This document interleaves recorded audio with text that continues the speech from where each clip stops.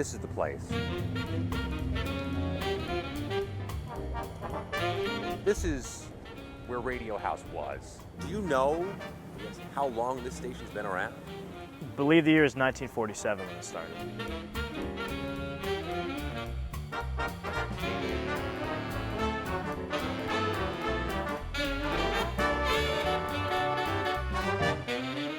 Do you recognize when you're there now that there's a history to it?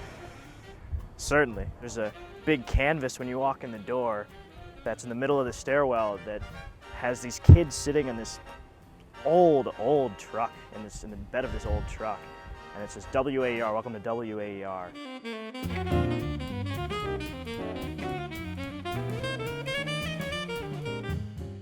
cny.wish.org/wishes can wait. Good afternoon, I'm Eric Cohen, WAER News. The Orange has won its first 15 games. Johnny Wincott, WAER Sports.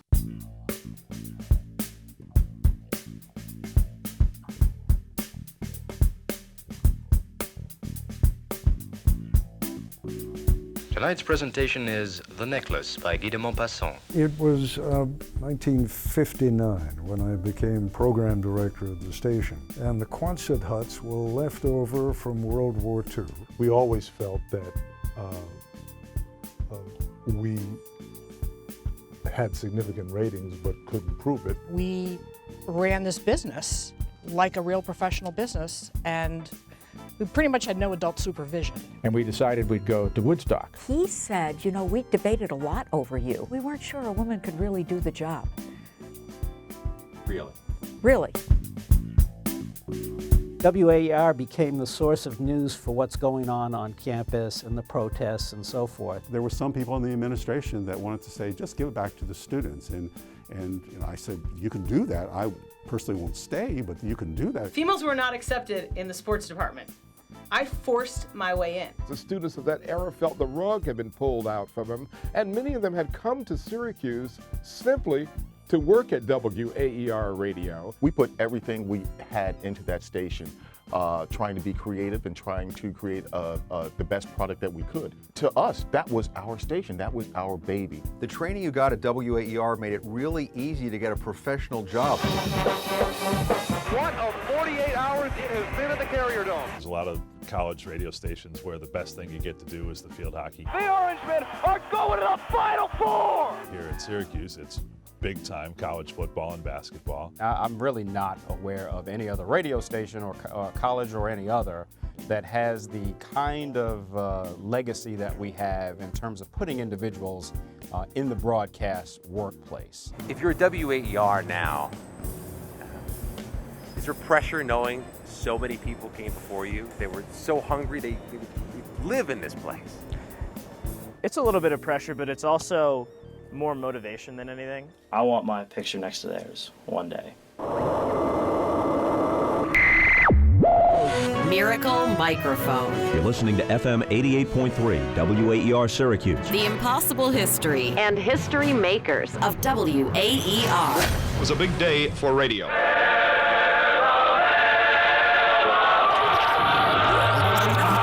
For the entertainment of radio listeners, this is WAER in Syracuse, New York. But let's go back to that first inaugural broadcast. Portions of the following program are transcribed. The studio in which I'm sitting at this moment reminds me of some of the finer studios at Radio City in New York. WAER wasn't WAER at the beginning when it signed on the air April 13th, 1947. This is station WJIV at Syracuse University. Post-World War II, amid a brief fascination with jive music, students named their new radio station WJIV. But that wasn't really the beginning either. Syracuse University first experimented with radio during the Great Depression. In the 1930s, the university's speech program launched a pair of radio courses during the industry's infancy. The students and professors offered their class productions to some of the city of Syracuse's professional radio stations in return for $1,000 in cash to pay the expenses. It was the idea of Kenneth G. Bartlett, one of the university's deans. In 1935, Bartlett watched a parade of students apply to be part of what he called the radio workshop. They turned out some great shows. Larry Myers was a Bartlett protege and an early WAER faculty advisor. Myers says the 100 students who joined those classes by 1937 seemed like a large number until 370 showed up at the doors in 1943. A letter from Bartlett written in 1942 said listeners were beginning to show up too. He told his fellow administrators the audiences for radio workshop shows were 6 times larger than the crowds in the biggest of the university's auditoriums and larger than the crowd attending that year's basketball game against Colgate. Another player showed up soon thereafter. We didn't have a station yet. Lo and behold, here comes General Electric. Ken Bartlett knew someone at GE, talked with them, and the result was that they gave us a transmitter. General Electric outfitted the school with a small FM transmitter, just 2.5 watts in power. It was a test marketing plan by the company. GE wanted the transmitter and radio station to succeed so the company could sell similar equipment to other schools nationwide. GE has an idea that FM is going to be the means of communication to the masses. They were right. In the future. They were correct, yes. The FCC gave its approval. So did the university. GE charged Syracuse a few $1,000s to erect a tower that would have otherwise cost $100,000. April 12, 1947, this was the headline of the campus's Daily Orange newspaper. April 13th, this was the sound. This is station WJIV at Syracuse University in Syracuse, New York. Signing on for a regular program schedule at 88.1 megacycles in FM channel 201. The studios were built inside a set of 5 prefabricated houses attached on a concrete slab near a library by Syracuse's Mount Olympus. They called it Radio House and distributed 30 radio sets campus-wide so students and staff could listen. The FCC liked what it heard. 3 months later, the agency gave the station permission to continue operating and to change its call letters. This is WAER, FM, Syracuse, New York. Radio historian Rick Wright would also later serve as a WAER faculty director. The moniker of WAER was a tribute to a quickly forming honorary radio fraternity, Alpha Epsilon Rho, and a quickly forming motto inside the station, always excellent radio. Drama on the air, news, information, and of course the music of the air, big band sounds, classical music, and all was on WAER. By then, 111 would-be student broadcasters had shown up to audition. WAER expanded to a 7-hour broadcast day in 1949 with theater shows, news, sports, even blow-by-blow of a Syracuse-Penn State boxing match. Congratulations poured in from all parts of the United States. Industry giants visited to see it firsthand, including journalist Lowell Thomas. Congratulations to you folks here at Syracuse University. I've just been having a look at your radio center, and it's most impressive. The studio in which I'm sitting at this moment reminds me of some of the finer studios at Radio City in New York. We did all the sporting events. We did all of the musical events, for example, emanating from the School of Music. We had professors on regularly. A university group called the Hygiene Committee even presented a sex ed show. They had a lot of independence. Faculty did not interfere whatsoever with that, other than laying out general benchmarks. Other colleges were noticing, and once again, so was the FCC. Having seen the WAER experiment, the agency made a landmark decision to establish a new classification of broadcast licensing, low-powered FM educational radio. 40 other low-powered university FMs signed on across the nation by the end of 1949, 81 more by the end of 1951. At Radio House, they modeled themselves after the giants of network radio. And I think it was a kaleidoscope of a lot of different things as we broadcast out of the Quonset huts. The connection in radio was ABC, the network. CBS was NBC. The shows included the music of cinema, Dinner Musicale, a tour of Paris. This selection is a slow-moving and one of the most sensuous of Shostakovich works. And weekdays at 4:30, a show called Orange Bandstand by WAER student Dick Clark. Clark, in the 1970s, described his first day inside the station. They said, what do you do? I said, I don't do anything. That's the reason I'm here. From the start, WAER featured news. Good morning, everyone. This is Tom Decker speaking. We're talking to you from in front of Archbold Gymnasium. Our vantage point is right in front of the Carnegie Library on the campus of Syracuse University. A disaster of calamitous proportions occurred here this morning on the campus of the university. Archbold Gymnasium has burned down. By 1951, station leaders wanted more broadcast power and upgraded from those 2.5 watts to 1,000. To keep the signal clean, they changed dial positions from 88.1 to 88.3, reaching an area 50 miles wide. But in a more fundamental way, radio itself was changing and gaining enormous power. By the mid-50s, a school survey showed 8 of the school's 23 sororities had invested in FM radios. Newspaper reports said there were demands for far more sets campus-wide. This is a special edition of WAER Newsmakers. Our guest tonight is the Chancellor of Syracuse University, Dr. William Pearson Tolley. A show called Syracuse launched to strong reviews Tuesdays at 7:30, and the station produced live student performances. This script was used by the young broadcasters for a live version of the drama The Lottery. There were university lectures and shows from the campus chapel. Back in February, when Syracuse was being snowed under, that the first live dance band remote in WAER history took place. And early in its history, the radio station experienced the first stream of what would eventually become a flood of legendary sportscasters. Good evening, this is Andy Musser. A university soccer player arrived at the station in 1956. It was a pretty grungy place. It was a Quonset hut. And the Quonset huts were left over from World War II.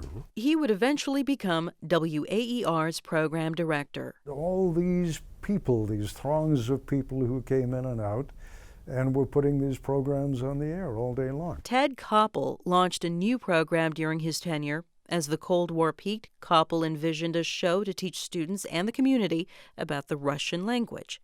The program would also serve as an actual 4-credit course, broadcast over the air.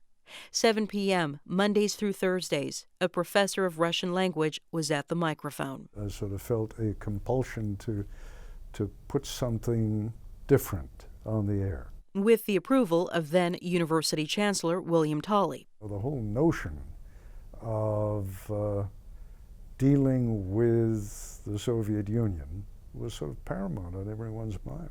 I guess no one's offering the course these days.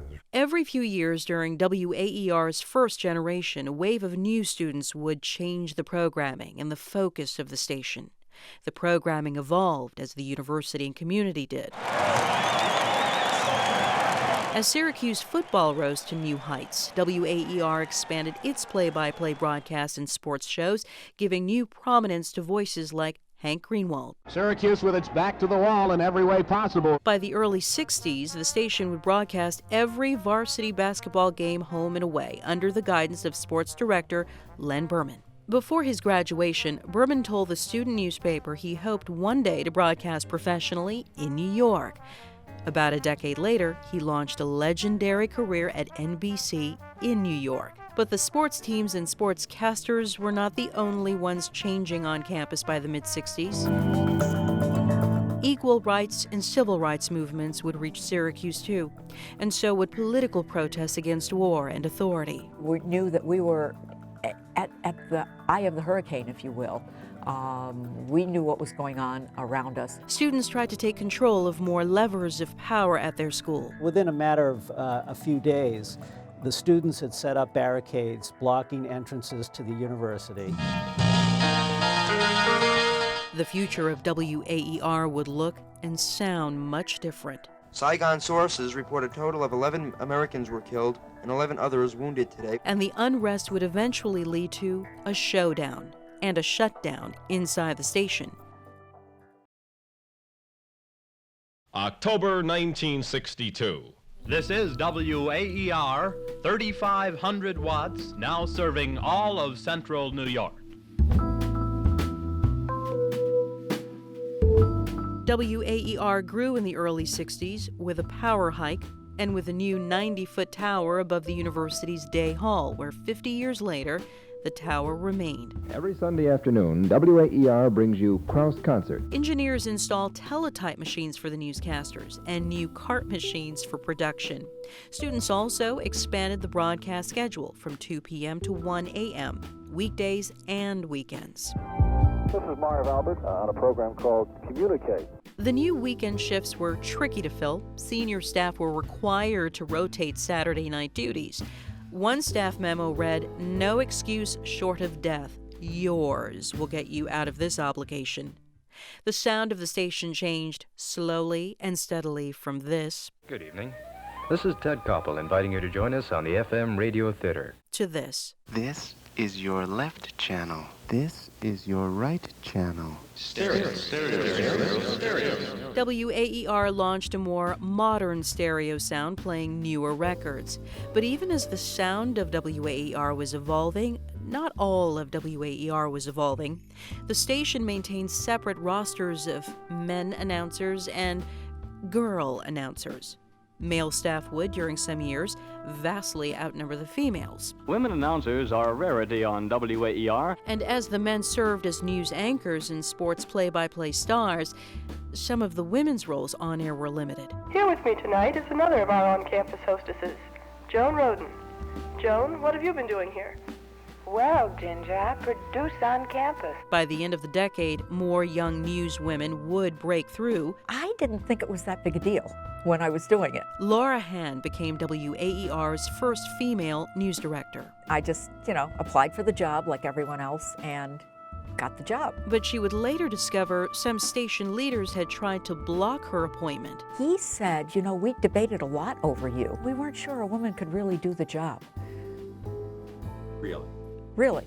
Trade magazines, Billboard magazine included, were beginning to take note of the station's increasingly sophisticated music playlist. The magazine wrote, WAER's DJs pack influence. Our record library was tremendous. I mean, the record companies gave us every record in the book in those days. Trade publications described WAER as the only station in the region willing to break through with new jazz and folk music. They functioned like a radio station and kept the rules going. You would have a continuity director. He would have not one or two, but 10 people under him. But the students of the mid and late 60s wanted to exert a different type of influence. Communication, the beginning of understanding. I talk to you, you talk to me. Political influence. Good evening. I'm Bob Einhorn. On each program, a team of newsmen interviews a prominent person currently in the news. The station would earn formal honors from the mayor of Syracuse and the federal government for a series of public service efforts on the issue of safe driving, but scored bigger headlines in 1965 with this. Following is the WAER editorial, and now here's WAER program director Hank Kahn. Its first formal news editorial. The station's presenters defended the U.S. military efforts in Vietnam. The student management of WAER strongly supports the United States government and its present policy in Vietnam. WAER students did so in conjunction with student journalists at the Daily Orange. Faculty oversight was fairly nominal.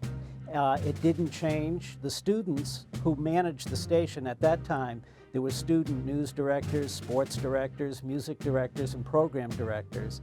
They all managed the station. I was in charge of the students at WAER while I was a graduate student here, and we decided we'd go to Woodstock. America would grow increasingly disenfranchised with the war. For the students in Syracuse, perhaps Snow Day was as pivotal as May 4th, 1970. The shootings of protesting students at Kent State University in Ohio would trigger unrest on other college campuses nationwide. The protests swelled so large they temporarily shut down 400 schools in the U.S., Syracuse University included. He called the card burning an act of faith and hope that war will be abolished, that war will be ended. Within a matter of a few days, the students had set up barricades blocking entrances to the university. Other students had also occupied the administration building for a while. So for all intents and purposes, education stopped at the university in May 1970. Howard Shulkin was a sophomore at WAER that May. Classes were canceled, the campus was paralyzed, and WAER's broadcast tower emerged as a beacon for the students. WAER became the source of news for what's going on campus and the protests and so forth. So the station became a 24-hour operation after that month of protests. We had a lot of students who listened. It wasn't the WAER that it is today. It was a student-run station. WAER became increasingly relevant, and soon thereafter, it would become a round-the-clock operation. A special Ohio grand jury report is expected today on the Kent State shootings. The report is likely to include some indictments. More details at the bottom of the hour. We knew that what we were covering was important to more than just the SU community. U.S. forces suffer their heaviest casualties in 3 weeks near the Vietnam DMZ. The music changed, too. The overture to Tommy, The Who, here at FM 88 WAER in Syracuse. The era of classical music and campus orchestras was ending, or at least subsiding. The university, knowingly or unknowingly, allowed the students to take near full control of WAER. A newspaper account a decade later said the station was usurped by its students between 1968 and 1971. The station's 1969 announcer's guide read, WAER is owned by Syracuse University, but it is completely operated by students. WAER reports news as it's happening. Top administrators would soon begin trading memos behind the scenes. One called the station in the 1970s a, quote, waste of university-funded resources. The first indication that before the end of the 70s, the school would seek to regain control of WAER. The first indication that a few years after the end of the Vietnam War, a battle over the 30-year-old university radio station was about to begin. We're going to take the 10th call. That makes it sound like a real radio station. Take the 10th call. Herb, yes. Will we get 10 calls? WAER students were firmly in control in early 1972. Student DJs were receiving 50 records a day from record companies, and they were first to play new progressive music. The station broadcast live concerts, including the Grateful Dead at the Syracuse War Memorial.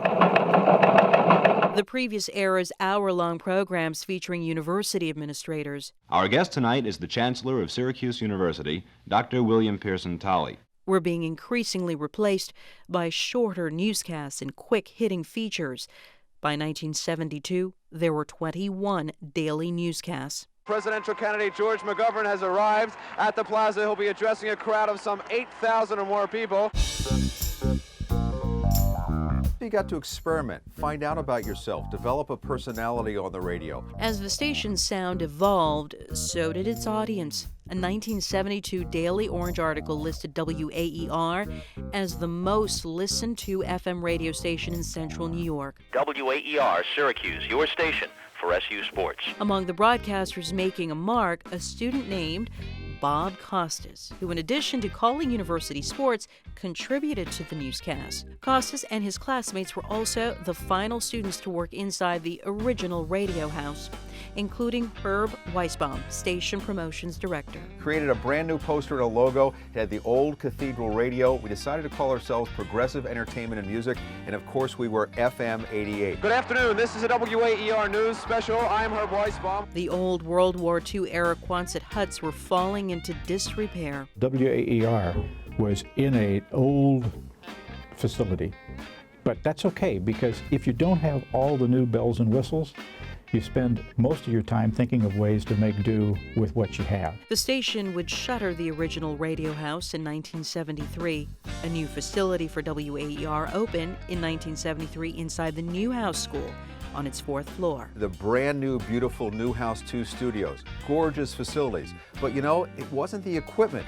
It was the experience of being at WAER, learning what you were doing, working with others, trying to experiment and find out who you were. Though it was operating inside a university building, the station itself was still under student control. It could have turned into Lord of the Flies, but it didn't. Talented students teaching other talented students. Sometimes the adults get in the way. One adult did try to get in the way. A university music history professor asked the FCC to reject renewing WAER's broadcast license, calling the station's programming, quote, totally one-sided and anti-intellectual, a glorified jukebox. The professor's letter-writing campaign did not succeed, but it foreshadowed the obstacles that soon awaited the station's students. Hello there. Ed Levine on the radio at 88.3. Ed Levine was a WAER DJ and senior staffer. It was post-60s, but you had some of the hangover. It was a highly charged time. A national public radio official was quoted saying WAER was 5 years ahead of its time as a collegiate station. It's mandatory to create truly progressive radio, which would combine rock and R&B and reggae and jazz. But later in the decade, there were controversies.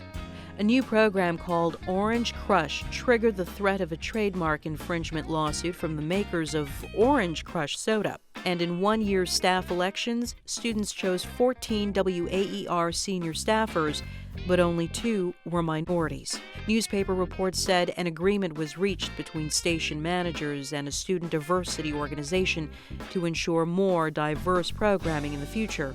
WAER student Cephas Bowles played a leading role advocating for diversity among managers and programming. Third World News View. Here with a Third World News View is Syracuse University alumnus Ms. Desiree Frazier. Shows like 360 Ebony Degrees earned favorable reviews from listeners on campus and citywide. But money to pay the bills to pay for travel for the sportscasters was increasingly tight. And university leaders were not positioned to help, says the former faculty advisor. There were some others who were not really radio types, and they felt they didn't know what was happening upstairs at WAER on the 4th floor. I actually encouraged them in my own special kind of way to get involved, but they didn't. Eventually, they did get involved, though students might not have known it. October 9th, 1978, a school official wrote to a university vice-chancellor saying the present system at WAER is a waste of university-funded resources.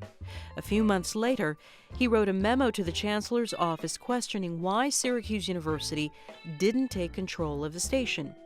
Administrators later wrote each other to say the station's programming must improve radically. In another memo, officials said regarding WAER, the university needs its own voice and has it, but for some invisible reason simply won't use it. They had the license. It's their electronic playground, and they just let us use it basically. Butch Charles was a program director at WAER in the late 70s. The full kaleidoscope of progressive black. WAER Syracuse, 360 ebony. He says the station's catalog of progressive music was not the music administrators were likely to enjoy. The move to get WAER to go to NPR and all of that was clearly a function of the age of the deans and the administrators. Didn't talk to them at all. October 15th, 1979, administrators formally proposed setting aside $25,000 to hire a professional manager for WAER. 9 months later, they did, hiring a full-time professional boss. We needed a manager. I came to the conclusion that we needed a professional full-time manager to at least oversee, to make sure that we were meeting our FCC requirements. But if you give a little, they take a lot. In December 1980, administrators welcomed a representative of the Corporation for Public Broadcasting to campus for a visit and for a pitch, a format change to public radio. A letter from the public broadcasting representative thanked his hosts and said it was clear the school already had a plan to make the change. Maybe they saw a good thing going with WAER. They saw how it performed in the community. You know, people gravitated towards it, and they thought that maybe they could do a better job at doing it and possibly create some revenue through it. Kenny Dees also once served as a WAER student manager. I think that left a bad taste in, some of the students' mouths, that they were thinking that their creativity and their efforts were just being thrown out the window. If approved, a shift to public radio would allow the station to tap into $30,000 in federal money to balance the book, but would require more full-time staff. What we got to do is have 5 full-time professionals, including a professional general manager, program director, news director, then of course a chief engineer, and maybe to qualify for the money. Which means the battle over the hiring of one full-time professional manager in 1980 was actually just the start of a much larger battle to come. Thank you very much, Joe. My name is Bill Darren, and I am with you until 9 o'clock today, playing the best in new music. Any requests? Go ahead, give me a call. The students of that era felt the rug had been pulled out from them, and many of them had come to Syracuse simply to work at WAER radio. The headline of a city newspaper in July 1981 read, "Cold War at WAER, the students versus the boss." They had challenged the new full-time station manager throughout the year when he attempted to push through changes, and they battled the university over the station's constitution, its bylaws. Administrators launched a committee to study the future of the station. In January 1982, Chancellor Melvin Eggers wrote a fellow administrator saying he'd taken a special interest in WAER, foreshadowing big changes. Oh, yes, there were changes. The station fell from under the governance of the Newhouse School and was moved over to a division called Auxiliary Services. Letters to the editor of the Daily Orange newspaper supported efforts to keep the station in students' hands. So too did a famous alum who said, "Let the students run it," a phrase students would then use on posters and signs. The opportunity for kids to make mistakes, the opportunity for amateurs to be amateurs and gradually evolve into professionals by making mistakes. That doesn't exist anywhere else. Every commercial radio station, every commercial television station has certain expectations, and because they pay you a salary, they have a right to those expectations. Nobody had a right to expect a whole lot of anything from the amateurs who were running WAER. By June 1981, the university dissolved WAER's governing board and its constitution. In internal memos, administrators said the students invoked the station's bylaws to combat changes from the professional manager. By the summer of '81, that manager fired 2 of the students' senior staff, inflaming an already heated situation. The then 6,000-watt radio station was briefly shuttered. The locks were changed. Non-WAER broadcasters were called upon to return the station to the airwaves. Administrators would soon use this broadcast script on air, a message advocating for why professional control was needed. It said, "The students will learn more and be better trained under professional supervision." But the battle didn't end. Under pressure, the university rehired the 2 fired students within days. The students' music continued, progressive music in heavy rotation in 1982, including The Clash and Joe Jackson. Good morning and welcome to Friday, New Releases Friday here at WAER. And the full-time professional station manager left the job February 15th, 1982. By that summer, a new temporary manager had rattled students again.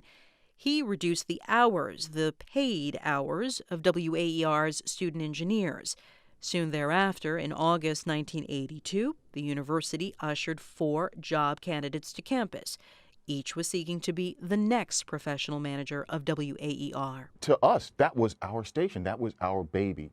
So when the administration said, okay, that we're going to do some different things with it, it took everybody by surprise. The school chose David Anderson, a candidate from Tulsa, Oklahoma. By hiring me, what Syracuse University was basically saying is that this is an agent for change. This is where we're going. Earning a salary of $28,000, Anderson said he knew his mandate: tighten the finances and install a new professional format at WAER, hire more pros to run the operation, and change the music. The idea of training college-age students to be disc jockeys was not a lot of value. Anderson considered switching the format to National Public Radio. National Public Radio was in itself one of the best opportunities to see how professional news should run. One of the two students fired, then rehired by prior management, formed the Committee to Save WAER to stop Anderson's efforts, a letter writing and public awareness campaign. But he couldn't stop the changes. Students like to say I was the bad person. The reality is Syracuse University hired me for that purpose. The conflict captured the attention of the Syracuse New-Times in February 1983. The newspaper called the impending changes the end of an era, but also noted the station's ratings had been suffering. 27th place out of 27 stations, Anderson would tell the Daily Orange. In a final pitch to keep student-controlled programming, the students proposed a Sounds of the 80s format, a more tightly formatted version of the students' music blocks, jazz, R&B, and progressive rock.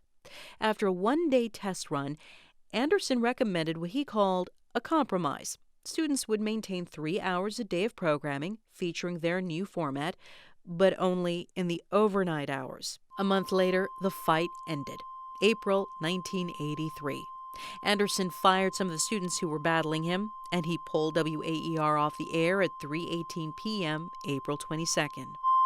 There were some people in the administration that wanted to say, just give it back to the students. And I said, you can do that. I personally won't stay, but you can do that. It was mine to be able to try to manage in a way that Syracuse University wanted it managed. According to a Daily Orange report, on April 23, 1983, 4 security officers escorted Anderson to announce the station's shutdown to students. News media swarmed. Students pleaded their case to the public, including one of the fired station leaders. 2 seconds, 1, it's over! It's all over! Unbelievable! Syracuse University is the national champion in 1983. Sportscaster and WAER senior announcer Sean McDonough. In an emergency meeting with the university chancellor, McDonough said the university was trying to turn WAER into a PR vehicle for the school. It became a personal and cutting battle between the students and the school, frustrating alumni and some in the community. It was not handled right at all. Not at all. David Anderson, 3 decades later, acknowledges he didn't handle the students or the dispute as well as he could have. Oh, I was green. There's no doubt about it. I made mistakes like any good manager will do. Sometimes you press the idea, sometimes you say very stupid things.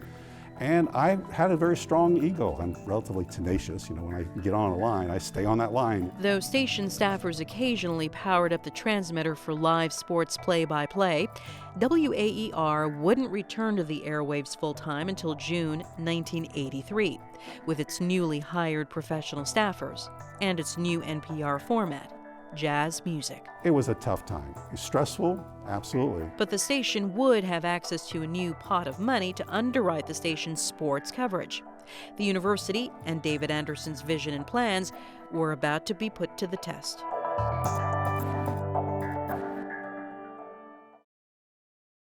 This summer, the FCC granted its first license to a student-owned and operated radio station in the country, and you're looking at it as it's on the air at the moment. A new radio station makes 21 radio stations on the airwaves in Syracuse. About 10 minutes ago, Chris Mosman played a song. I don't even know the name of it. WAER's change was a boost to the other campus radio station. A number of WAER's former students moved across campus to WJPZ Radio, a 12-year-old student-run operation and they helped hatch and execute an ambitious plan to move WJPZ to the FM dial. It took a lot of time, a lot of work by many people. We have a lot of dedicated people at this station. Z89 quickly found relevance and ratings. Back at WAER, David Anderson and Syracuse University were catching flack for installing professional staffers in a new format and for giving away the old music library. A letter to the editor in the Daily Orange newspaper, written by a former WAER student who'd moved over to WJPZ, said the station had lost its spirit. But David Anderson was about to catch a break, a big one. Time expired. Syracuse has capped off a perfect season with a win inside the Carrier Dome. From inside the Carrier Dome, at the same time that Anderson was designing a more vocational WAER, a better finance training ground for future news and sportscasters, the Syracuse University sports they'd cover erupted.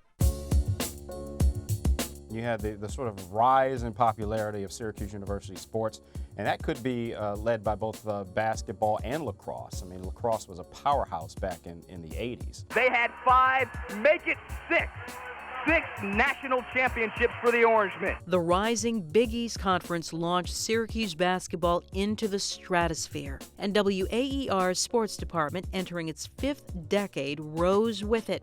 The station could offer its students courtside seats, a growing FM radio audience, and the rights to handle play-by-play for every game. And under Anderson's management and NPR programming, WAER was better positioned to cobble together the money for the road trips and the gear. David Anderson chose to keep the students in charge of the sports department. The sports was really well run by the students at that time, and while they needed some direction and some control of finances, they really did not have a whole lot they needed to have professionally managed. Full house backfield, Owens, Kinnan, and Walker. And he's got it for a touchdown. The station was already a magnet for aspiring sportscasters, soon became an even more powerful attraction. I always wanted to be on the radio and talking about sports, and WAER was my best opportunity. The program was just exponentially growing, and with that, the opportunity for students to broadcast that elevated what they were doing. Students were still offered music announcing positions, but in the new jazz format.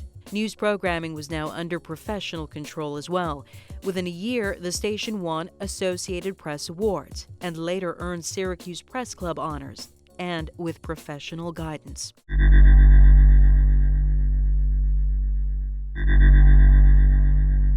The students handled tragedy in December 1988. Clearly, it was a huge tragedy for the university. WAER alum Laura Hand was a Syracuse-based journalist in 1988. She remembers the students had returned home for winter break when Pan Am 103, carrying 35 university students, exploded over Lockerbie, Scotland. The university didn't really do anything in terms of large-scale memorials until the students came back after New Year's. And we share with those in Scotland who at Lockerbie lost yet other precious lives. When WAER students returned, the young journalists covered a news story that devastated their own campus. They reported the mourning and memorials for their classmates. Lowenstein lost her son Alexander over the skies of Lockerbie, Scotland. It was heart-rending. I mean, it really was. As the 1980s continued, the protest of the professional format had quieted. A newspaper feature on WAER featured a staff photo, but the photo showed the professionals, no gathering of students. Mr. Dave Anderson became the general manager.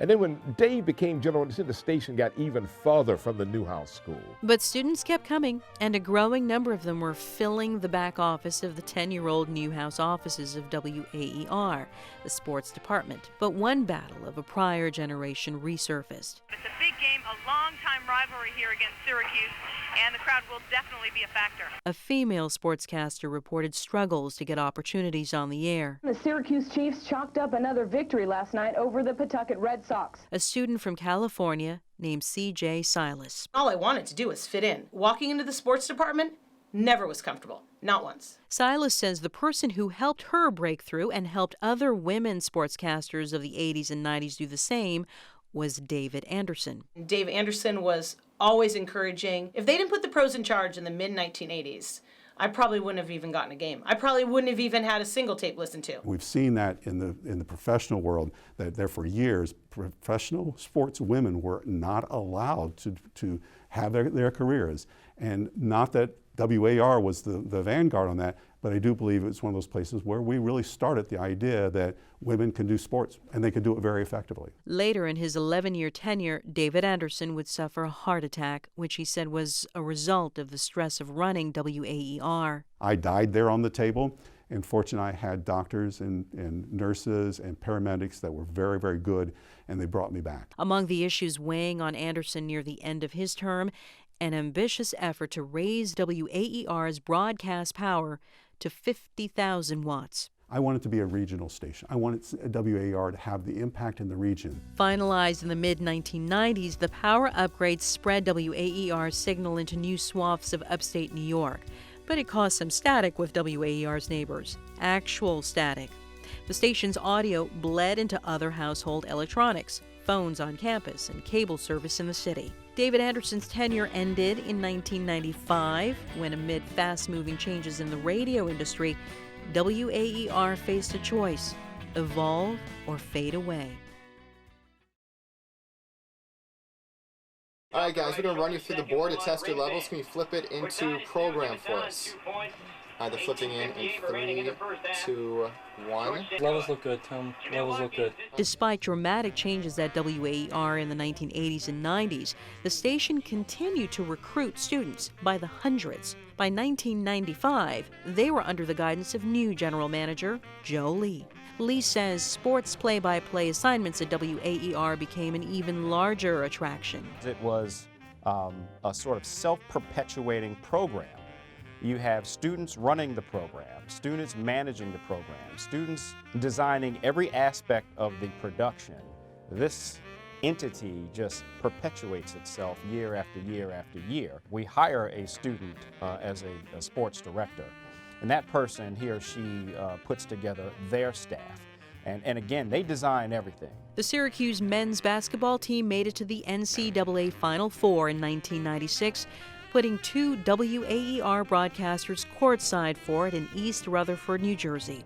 The longtime professional voice of Syracuse basketball was a WAER student sportscaster during that era, too. You learn from the system. You know, there's so many people that when they're alums that are out 5, 10, 15 years, even if you don't know their names nationally, that help pull up the people behind them. I think that's what really makes the special fabric that we have with WAER. Good afternoon, I'm Eric Cohen, WAER News.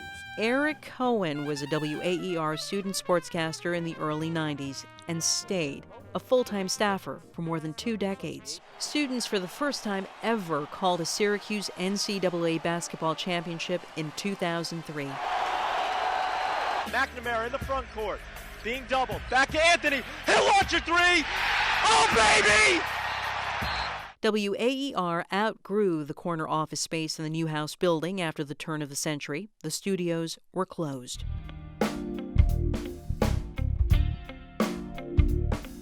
And a new facility opened in a remodeled fraternity house along the university's Ostrom Avenue. Digital productions, spacious work areas, and studios were added for news and sportscasters. That makes us relevant with today's student who has so much available to them here at Syracuse University. And later in the decade, a secondary channel playing some of the same format shuttered in 1983, progressive rock. At the end of the decade, in quick succession, the station graduated another burst of elite sports students. They'd quickly find work in major positions nationwide. The station's alumni and students became an increasingly important draw to the university's Newhouse School of Public Communications. I can tell by their voice. I can tell by the way they speak. I can tell by the way they dress. It's really interesting to see, you know, those students, and they stand out from their peers. David Anderson says WAER's continued survival in a rapidly changing radio industry vindicates his decision. The format he envisioned, he says, works. Some other elements of WAER's past remain. Professor Marvin Druger, who launched a program decades earlier, is still producing radio from the studios. Hello there, science fans. This is Marv Druger with Science on the Radio. And 70 years after WAER welcomed a class of 111 aspiring broadcasters, General Manager Joe Lee says the recruitment classes remain strong and large. We have about anywhere between 100 and 120 students a year. Still? Yeah, still. Still. That has not changed.